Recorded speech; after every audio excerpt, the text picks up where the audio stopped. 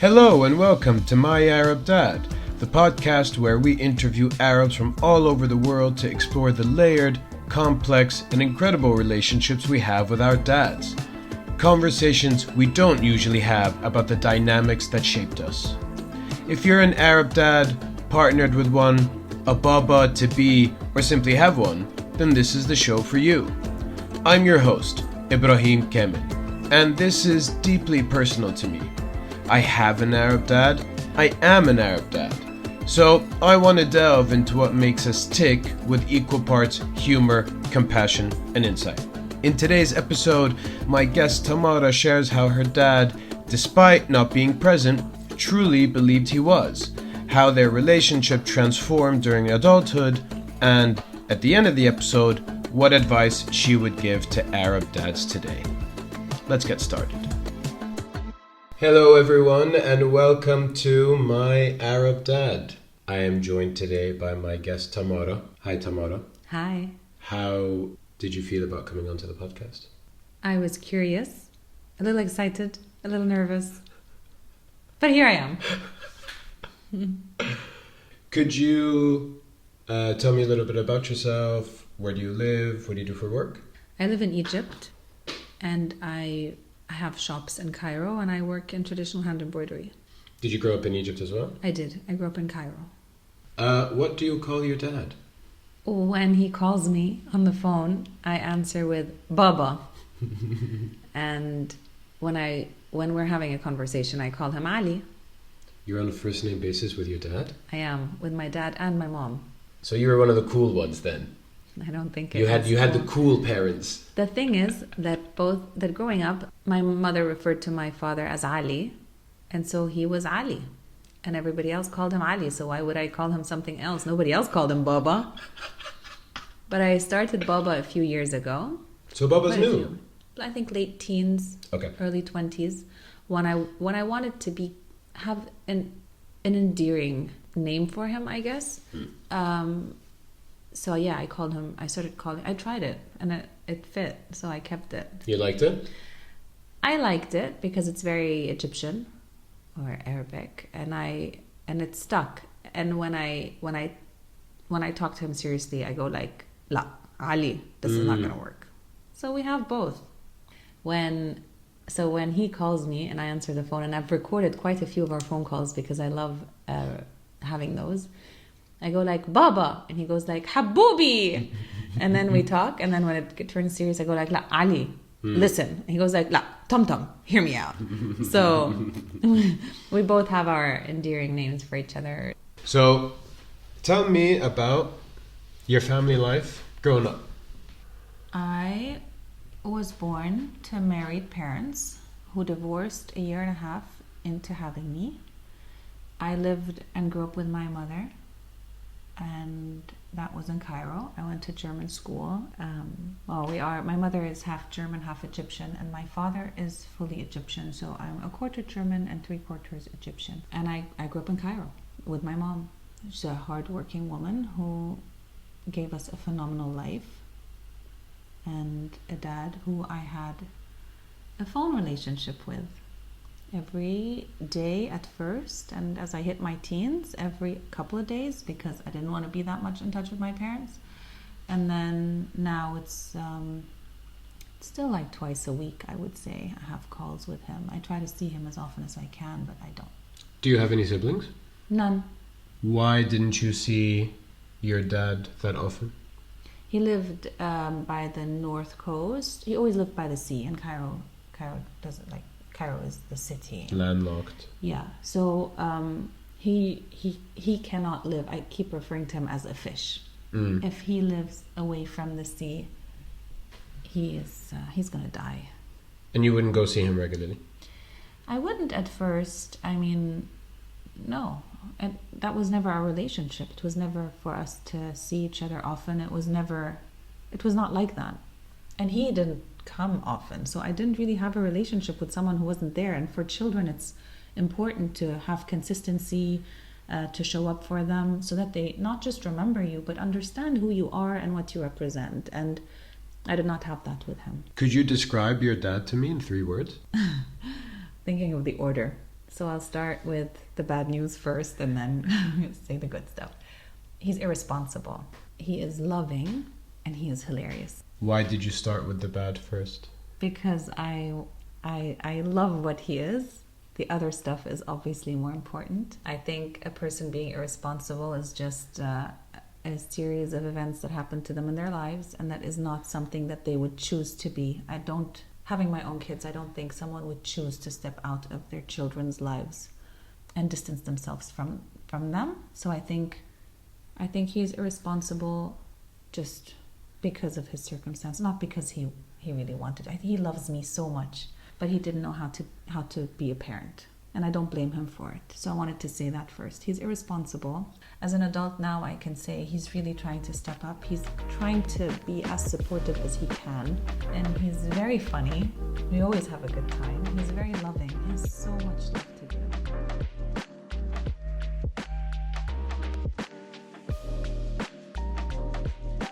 You said it was hard for him to be responsible because of his circumstances. Yes. What was his life like growing up? He had an older brother from another father, but the same mother. And my grandmother was sick, and she knew having another child would affect her health drastically. And they had my father, and she died when he was 6. And my grandfather, as amazing as he was one of my closest relatives, did not know how to raise a child. So my father was passed on to his aunt, who he did not have a good relationship with. He was not looked after, he was not loved. And for a person as loving as my father, I think that was very detrimental. That's why he is who he is today. Yeah. Sounds like he was very neglected.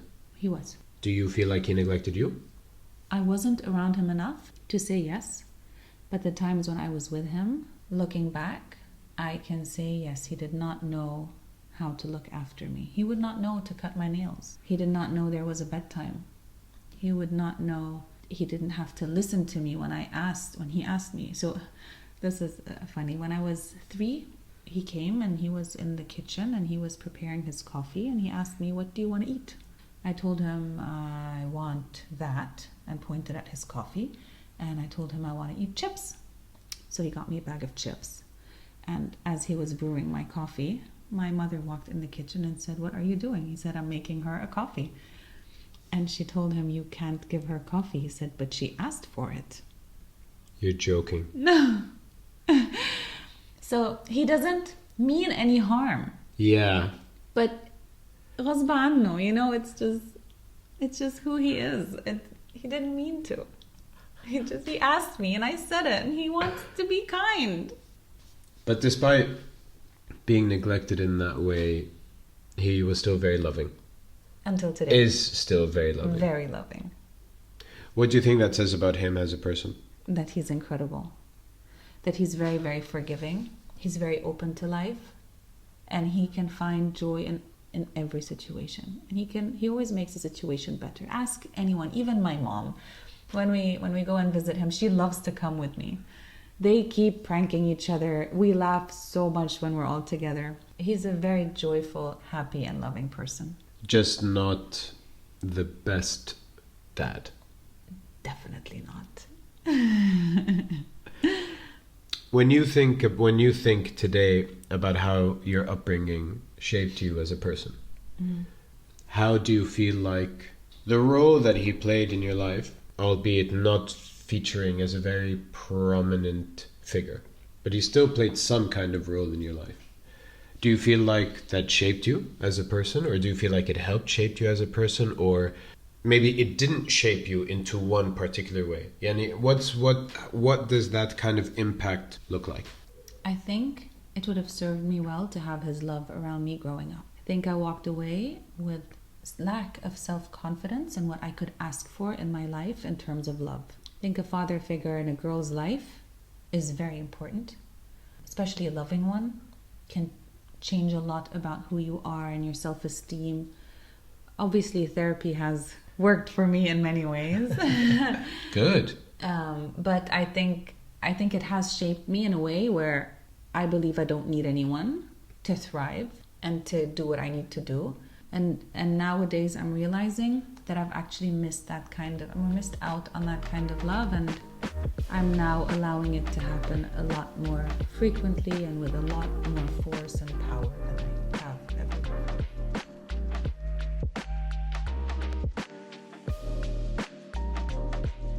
So the last thing that you were saying was you could have really benefited from that love and you felt like you missed out. Do you feel like there's love that you can get from him that you ask for? I don't need to ask for it. He just gives it freely. I just have to allow for it to happen, which I hadn't for years. Him being obviously an Egyptian man, I did not share relationships with him. Things that my mom also did not want to share with him. She felt very comfortable telling me, just don't tell him about this. Because she didn't want to share things about her life. Like if we traveled somewhere. Certain things she told me, there's no need for him to know. And it was me and her, right? So I completely understood. Yes, I got her back, you know? I understand that she was doing that for her. But in doing so, it might have set borders around my relationship with him. I don't know if it was right or wrong. I guess she was also protecting me in a lot of ways. He didn't need to know about my relationships. And when I realized later in time that she was actually right, and until today we still joke about certain situations that I was in, where I went to Dahab in Sinai with two of my friends. We went diving, and after my dive I had a small dot on my foot that was swelling, and by the next day was very swollen. By the day after that, I couldn't walk on it. The day after that, my skin started stretching. I have no idea what it was. And then I went to hospital. We drove back to Cairo, and I went to hospital, and they gave me antibiotics. They told me there's like, just take antibiotics and we'll see what we're going to do. I was by then walking with crutches. I have no idea what that was. And then I called my dad, who is a diver and a captain and loves the sea, went swimming with like thousands of hammerheads, danced with a moray eel. Like he's the type of person you would say is a crazy person. Wacky. Completely. Like fearless in the water and knows how to handle himself. Like an incredibly talented diver. So what happened when I got back to Cairo and I thought, he's a diver, let me tell him about what happened. I started receiving phone calls from people I have no clue who they are. You need to come to me in Marsa Alam, which is 6, 7, 8 hours away from Cairo. 8 hours away from Cairo, because I will put you into the decompression chamber to help you with your foot. I'd get a call from a doctor in Alexandria. I heard your father just called me in a frenzy, like your foot, what's happening, what's going on, are you bleeding? I wasn't bleeding, it was just a dot. My father doesn't know how to handle situations where, he gets overwhelmed, he wants to help, but he fucks it up. I guess what my mother was trying to do is to tell me about this, but I didn't learn it until much later in life when I had to deal with him in situations like that where anything would happen to me in my life and it'd be like, no, I'll tell him when it's done because I can't deal with that. So I have now learned his balance, where I know what to tell him and what not to tell him, how much access I give him into my life. And he's not an Egyptian crazy father. Like he's not someone who'll be like, oh, I don't want to see you with a man. Yeah. No. So when I was 24, 25, we were sitting together and he told me, but I just want you to know, no hanky-panky until you get married. So then I looked at him, and he offers that kind of space where I can speak very freely. I told him, judging by what you just said, you divorced my mom when I was 1.5 years, right? So that means you have not had any hanky-panky for over 22 years? And then he went like, no, that's not what I'm talking about. And I just, I told him, just get over yourself. Don't be like that. And he takes this lightly. He doesn't make a big deal out of it. But you raise an interesting point by calling him a not typical crazy Egyptian dad. And what we haven't touched on yet is the Arab/Egyptianness of it all. What was it like growing up in the patriarchal society that is the Arab world, but without your father fulfilling that role, right? Because you must have seen many of your friends, for example, probably most of the people that you knew who had a dad at home. When I would look at my friends, moms were in charge. Everybody's household was run by their moms. Not in mine. Even though my dad lived abroad, I also had a relationship with my dad over the phone. But through the phone, my dad was like, no, Ibrahim's curfew when he's 17 is 9:30 p.m. And you abided by that? Yeah, yeah. Because in my house, my dad's word was law. Now, I broke the law a lot. But for the most part, لا, كلمة أبويا, my dad's word, that's law. Oh no, that was my mom's word. Lots of people are going to be able to relate to your story where their dad wasn't a very prominent figure in their lives and their mom kind of ran the show.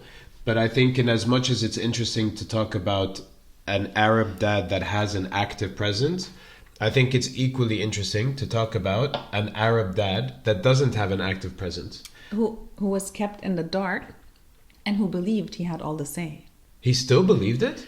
Well, I think so. When I was choosing university after school, I wanted to travel abroad. I didn't want to stay in Egypt. So he told me, no, you stay in Egypt. And then he tried to entice me by saying, I'll get you an apartment and a car, which is like honestly something I had never seen him say before. This is also not something that he would typically do. He would not like splurge on me. He would never, like none of that happened. The breadwinner and the hard worker of my family was always my mom. She's the one that supported me financially. So for him to say that was very odd. And then we realized I was going to travel abroad anyway. I had already signed up to universities. My mother was going to support me throughout university. That was not the problem. The issue was I just didn't want a bad relationship with him. I didn't want him to think like, oh, she went against my will. So one day I told him, I want to go travel and study abroad. And he's like, no, you're going to study here. You can go to AUC. And because he had done that. So I told him, but AUC is the American University in Cairo. Please go on. So I told him I didn't want to do that. And I wanted to study hotel management.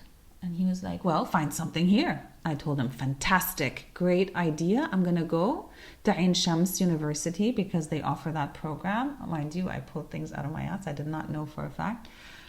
And he was like, oh, no, because he's very shishi fufu. So he wanted me to not go to Ain Shams University. And he told me, what are your other options? I was like, well, Switzerland. So then he was like, you know what? I will send you to Switzerland. Don't you think that speaks to something very specific about Arab dads, that they either have to be in charge or they have to live under the illusion that they're in charge? Live under the illusion, more like it in my case. In your case, fair enough.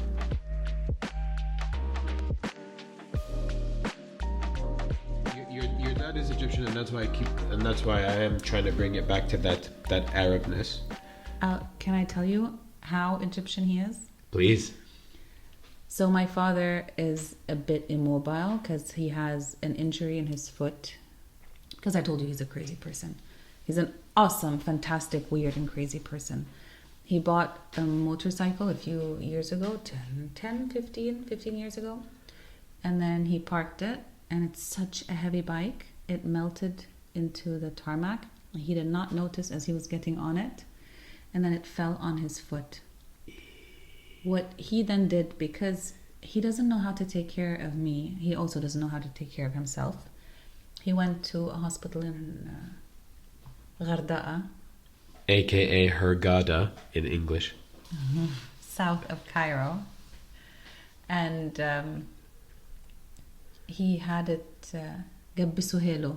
How do you say that? Cast. Yeah, they put a cast on They it. put on a his cast foot, on his it. leg. And how do you think he got home from the hospital? He got on his bike and he rode it home. So that's my dad. And because he you know he would drive on the highway with a cast on his leg, going like super fast, hair flying in the wind, and he'd be having a blast. And I told him, like, how are you riding your bike with a cast on? He'd be like, I do. Normal. Every day he goes to the local coffee shop, which is an ahwa, to drink his coffee and play tawla. Backgammon, which is what our relationship is based on. So he's that Egyptian. He goes to the ahwa and he sits and he has his coffee, he plays backgammon, and he comes home every day. He reads his newspaper and he has the typical Egyptian sense of humor. He is so funny. He likes a good laugh. He takes life very lightly. He cares about the people around him. He's always very welcoming. You could step into his house anytime. That's the Egyptian in him that I think I got from him. I love having an open house. I love people walking in anytime. I love connecting with people. I love the backgammon trash talk. It's just, he's very cheerful, and that is what I think is very, very Egyptian at its core. I was having a conversation with my friend John, who is Lebanese, and I was curious to know what are the quintessential traits that every Lebanese dad has. Because the quintessential traits that every Egyptian dad has, whether they're good dads or bad dads, attentive dads or negligent dads. Charm. My father is charming. So's mine. Pair that with his good looks, you have women standing in line. I completely understand. And and your dad has a great sense of humor. A great sense of humor. I feel like the charm and the great sense of humor, every Egyptian father I have ever met has those two traits. Every single one, like without fail. And I think that's something that makes relationships with Egyptian fathers to be quite unique.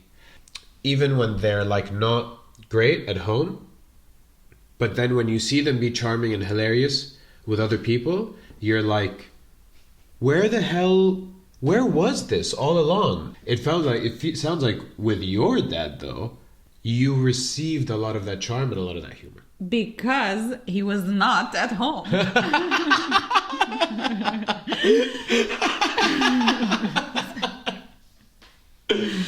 Yeah, he was never there to give it, so I'd get bits and pieces of it whenever I'd go visit him. I have videos of us laughing. Yeah. But that's because it was always like, it was just moments.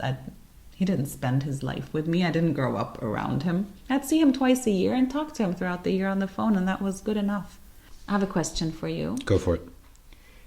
Do you think you are funny and charming? Yeah. At home?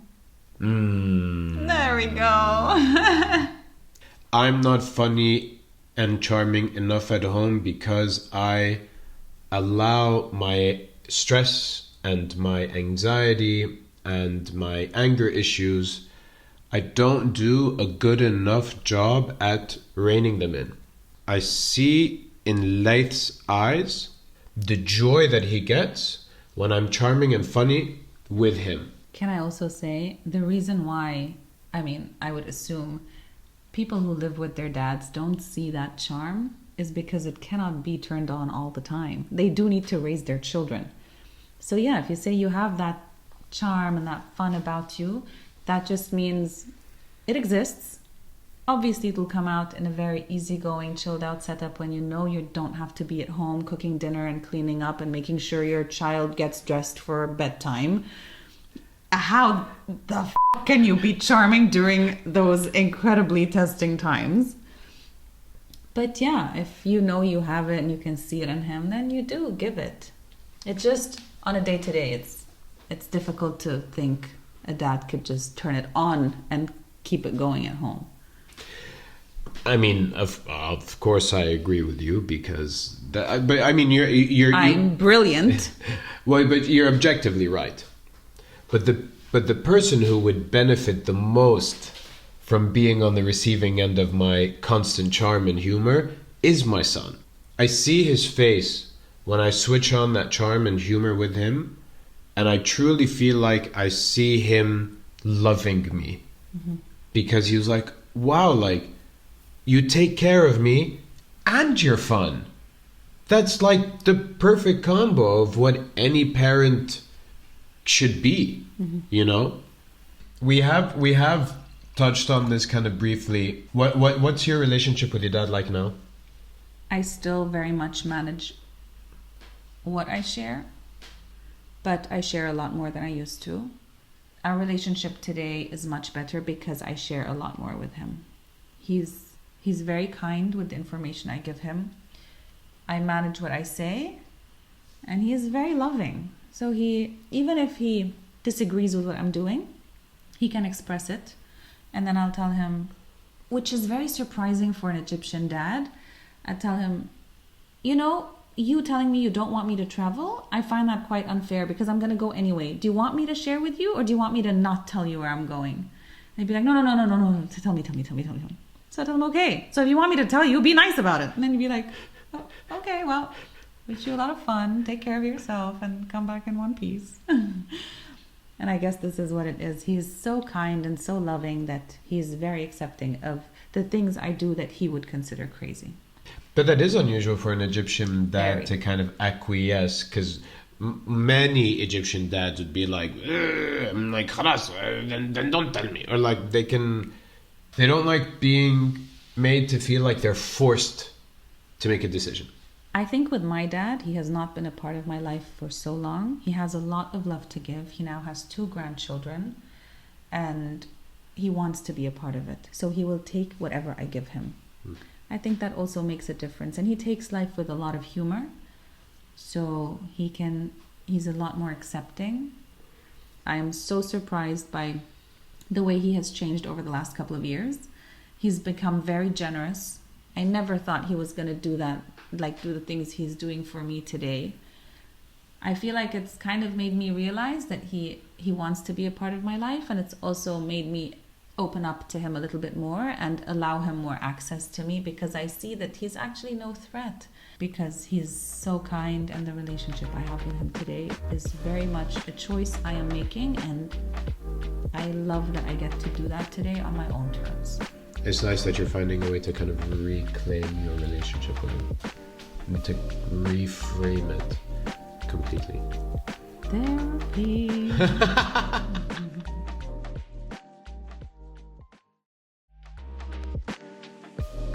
So in this segment of the episode, in front of me I have 4 questions that I'd like you to choose from, and we're going to do that over 2 rounds. Each round you get to choose between those 2 questions, and once you've responded to one, you have the option of revealing the other question and answering it if you want to. So questions 1 or 2, which one would you like to choose? Well, I just want to say that I only see numbers in front of me, so my choice is very wild. But you only, there are 2. I will take 2. Okay. Can you flip to, and then could you read the question, please?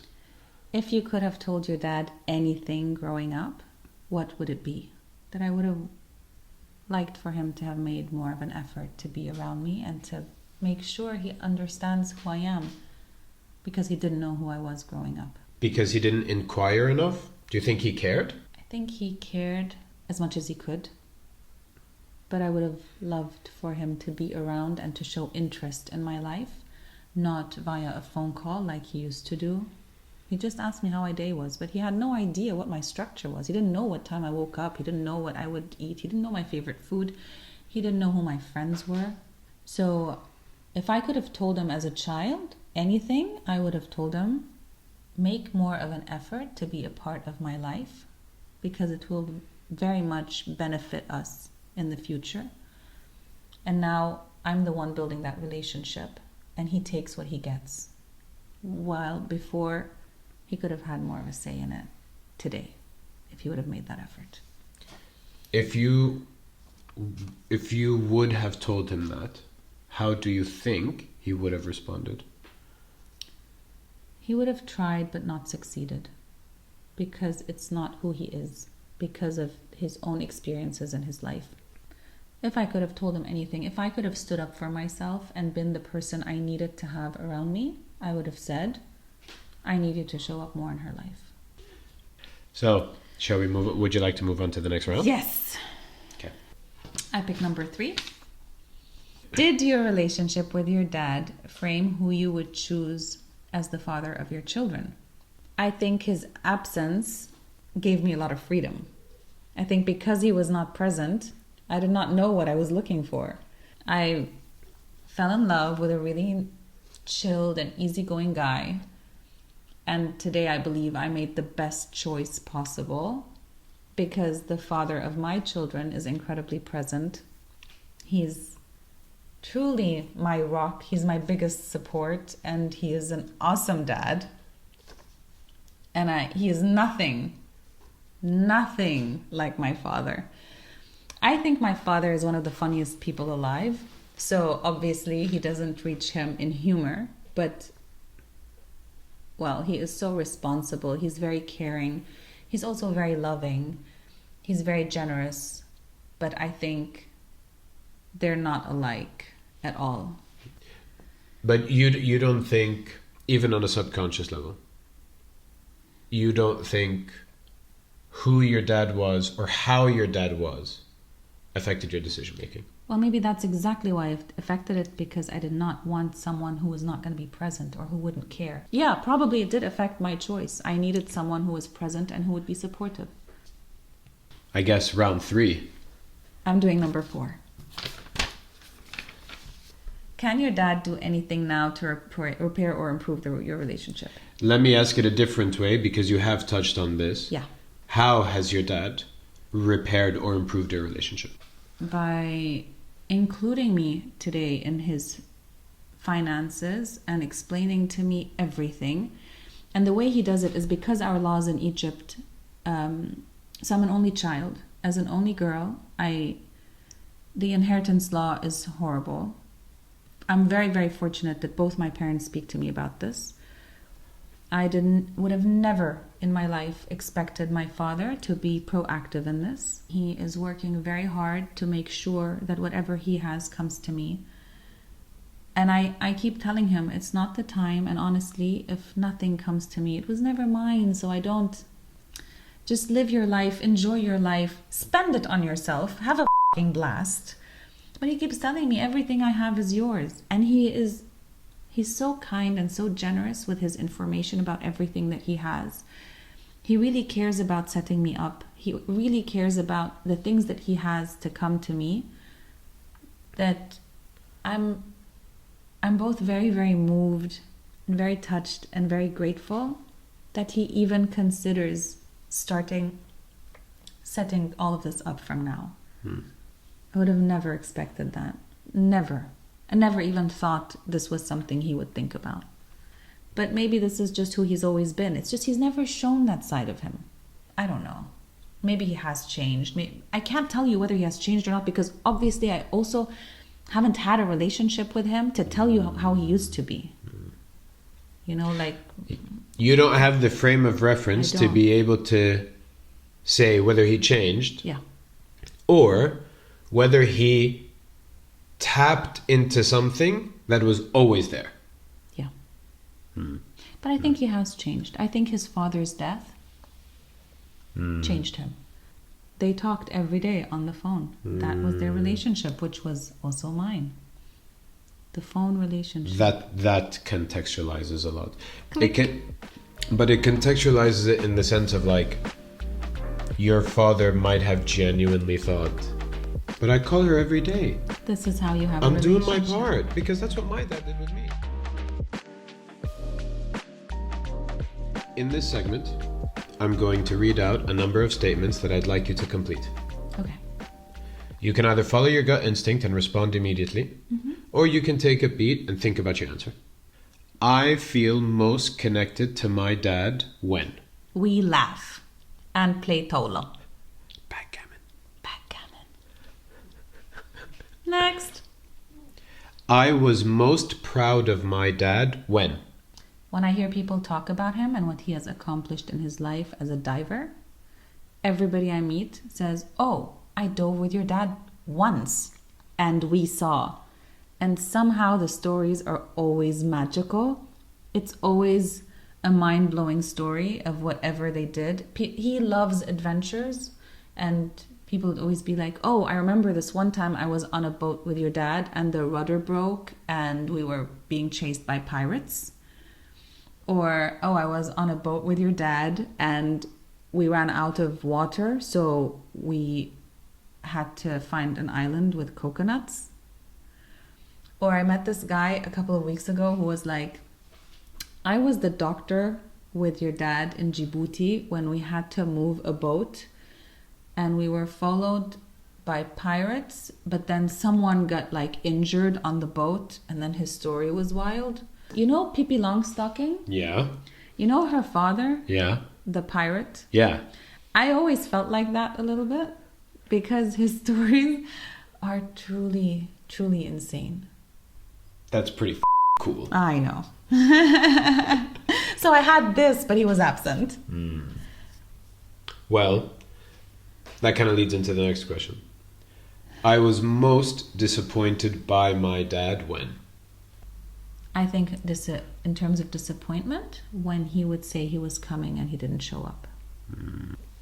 My mother would tell me I'd be sitting on the stairs waiting for him because he said he was coming. That is literally textbook, like that's what they do in like the movies. Yeah, that's exactly how it was. I'd sit on the stairs and he would not show up. At what age did you stop believing him when he said, I'm coming? It was so rare that he would come anyway that I never expected him to come. But when he said he would come, like those couple of times, I would wait. And I think my mom stopped telling me even, so that when he appeared, it was a surprise. Okay.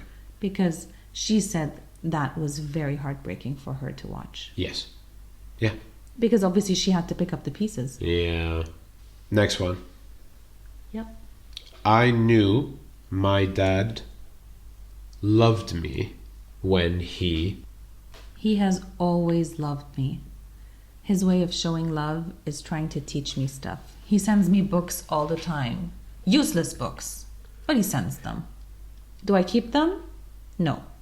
But he tries. He plays Tola with me. He enjoys playing Tola with me. And he teaches me about Tola. And so he always tells me, like, you're the worst Tola player I've ever played with. And he tells me, I mean, that's the trash talk, obviously.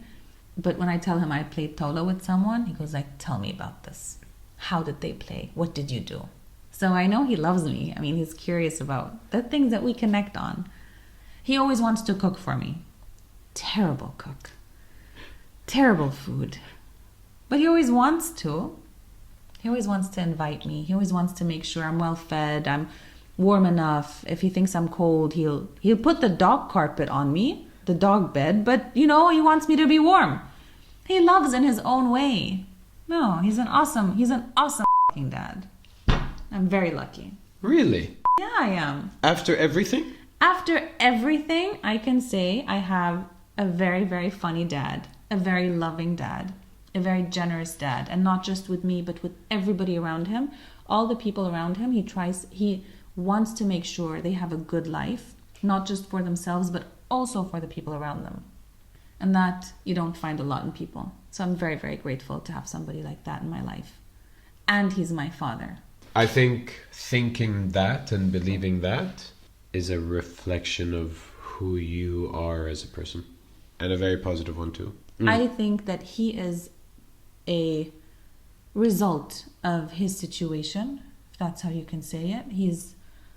He's had his own traumas. His mom died when he was 6. That alone can have you sympathize with anybody, and not just a child. But that follows you all the way into like old age, and I can see it in him. As my uncle would say, he is ein Wunder der Natur. Which means? A wonder of nature. Is force of nature. A force of nature. The fact that he is still alive and still has so much kindness and love to give just shows what an incredibly awesome person he is. I think if your dad were to hear that summary, I think you would like. He cries a lot. Then he would cry at that. Truly. I love him very much, and I call him at random times and I tell him I'm so grateful for him, and he cries, but I really am. He was not there, but I still love him. Last question in this segment. I felt like I truly understood my dad when? Therapy.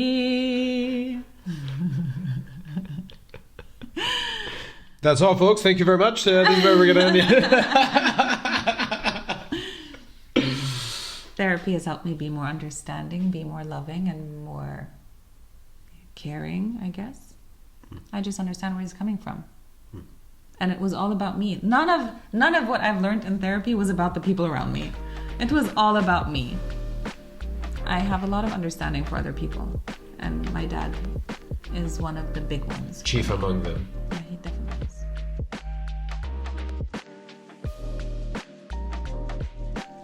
So to round off the episode, I would like to ask you one question. What advice would you give to Arab dads today? The first one is teach your children Arabic. If you speak Arabic, speak to them in Arabic. The cultural aspect of who we are is incredibly important. We speak to our children in Arabic all the time, and I think it's so important because a lot is articulated in language that you can't do in another one. And Arabic is a very fun language, so I believe that also the charisma and the humor that comes from Egyptian dads comes from the language that we have, because we are quite funny, and that is because we can express ourselves in certain ways. The second one is be as loving as you can be, and don't shy away from it. Be vulnerable and be open.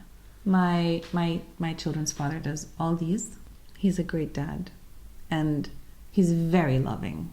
I think sometimes too loving, but obviously because I have German veins running through me, but and Arab ones too. Yes, but he's an awesome dad, and he speaks to them in Arabic. He is vulnerable with them in Arabic, and he opens up to them in Arabic. And I think this is very important, that our language enables you to open up like that as well. So we don't need to have certain conversations only in English. It's important that we do that in Arabic. I think you raise a very interesting point. There is an irony in me doing a podcast called My Arab Dad, but doing it in English. Mm-hmm. First of all, I'm doing it because I find it very difficult to be vulnerable in Arabic, because I do not associate my Arab identity or even my Arab masculinity with vulnerability. That's very common. Also incredibly problematic. Yes. Because I did not see instances of that vulnerability communicated in the Arabic language, yes, and as a result via Egyptian/Arab culture. Of course, there is no such thing as a monolithic Arabic culture. I think it's kind of greater than the sum of its parts, but I also think each part on its own is very, very distinct and very unique. Obviously, there are 26 Arab countries, or whatever the number is. So that's reason number one why I'm doing this in Arabic. Reason number two why That's reason number one why I'm doing this in English. Reason number two why I'm doing this in English is because there are many Arabs in the world who weren't raised in the region, who don't know how to speak Arabic, but still have the fundamental experience of having an Arab dad. Yes. And I feel like there's that Arab experience is universal, whether you live in Australia, Tunis, or California. Mm-hmm. But you do touch on a very interesting point. Being vulnerable in Arabic, I struggle with that. With my son and with my friends, and I really, really struggle with that. My father speaks to me in Arabic, and when he tells me he loves me, he says it in Arabic. And I love that. I love that I'm being loved on in Arabic. Because it shows just, I don't know, it's just home. Yeah. And I think it's important for men in general to be more vulnerable in Arabic. I think this is something that we lack in our culture, and it would be cool if it happens. I think as well Arabic is such an expressive language. Yes. I might have to bleep that one out. Family friendly show. No, I think Arabic is very expressive. There are 7 ways in Arabic that you can say I love you. You can say I love you. You can say I ba'sha'ak, which is like kind of like ishq, or kind of that word actually kind of means, it can mean lust in one context. So obviously not in this context, but it's a different way of communicating I love you. You can say bamut fiik, which is I die not for you, I die like in you, like, you know what I mean, like you can't, you know, like you can casually communicate to your child I will die for you, but it doesn't sound as dramatic. I do all the time. I say it all the time to Laith. I say bamut fiik to Laith all the time. Hussein tells them ba'sha'ku, like I don't even know how to translate it.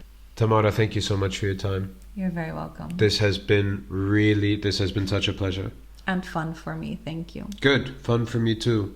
Thank you for opening up, and thank you for sharing. And this is, you know, it's, yeah, I really appreciate it. It's not easy. All right. Last words? Do you have some? Yeah. Please. Bye-bye. هذا كان راديو ماي ايرباد ونشكركم على وقتكم. ميرسي جدا. إلى الحلقة القادمة. We'll be right back. Hey everyone. Big thanks to my guest Tamara, who approached the episode with thoughtful reflection, excellent analysis, and great empathy for what is, ultimately, a complicated relationship. What I found most fascinating about our conversation is the love that Tamara holds for her dad, despite him not being around in her formative years. The disappointment he caused her growing up could have been irreversible, but through her love and her understanding and, as Tamara would put it, therapy, she sees him for what he truly is, a person shaped by his challenging upbringing who still has an abundance of love to send out into the universe.